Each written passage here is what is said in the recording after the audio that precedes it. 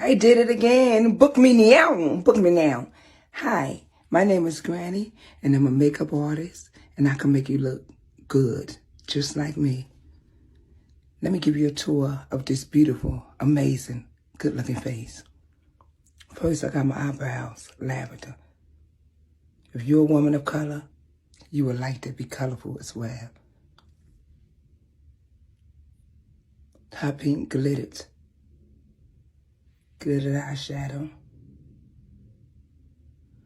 Lashes up and down. Let me put them on you up and down. That part. The blush, you see? The blush really looks like you got beat to the gourds. And the lipstick, just gonna glitter. So get your makeup done now by Granny. Granny. This makeup right here, $75,000, $100,000. But I give a discount of $500,000. Oh, we love that. Oh.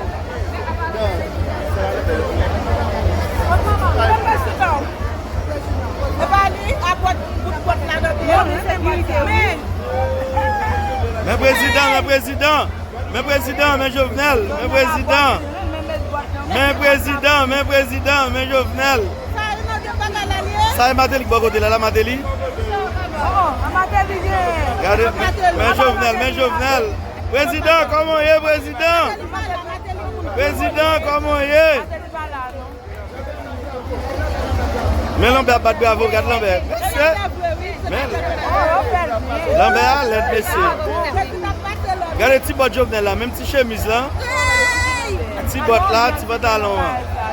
Oh oui, président. Mais président, côte Liliane. Oh, regardez Liliane devant. Regardez Liliane. Le journaliste a posé président la question. Président a occupé Liliane. Oh, regardez Jovenel. Oh. Regardez les chemises là, tous ces chemises là. Mais les chemises là. Eh. Avis. C'est bon.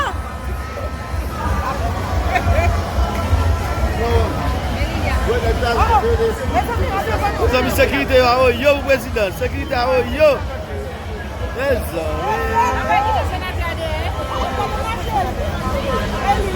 Même moi je venais là. Laver. Regarde petit pantalon là.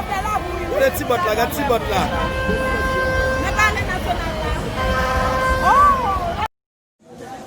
Eble Johanna, S-O-P-O-M-O-P-O-M-O. Eble Kenken, S-I-T-I-N-I. Eble Titit, S-I-T-I-N-I. ou fort, Eble Débité Batrit. Débité Batrit 2-M-E-P-M-E. Oh, mes amis, Eble Commissariat. Commissariat S-E-T-E-N-E-C-E-N-E-C-M-E. Eble la police. La police S-O-P-O-M-O. Oh, Eble Pasteur Muller. Pasteur Muller S-E-T-E-N-E-P-M-E. Oh, Eble Georgette Dimanche.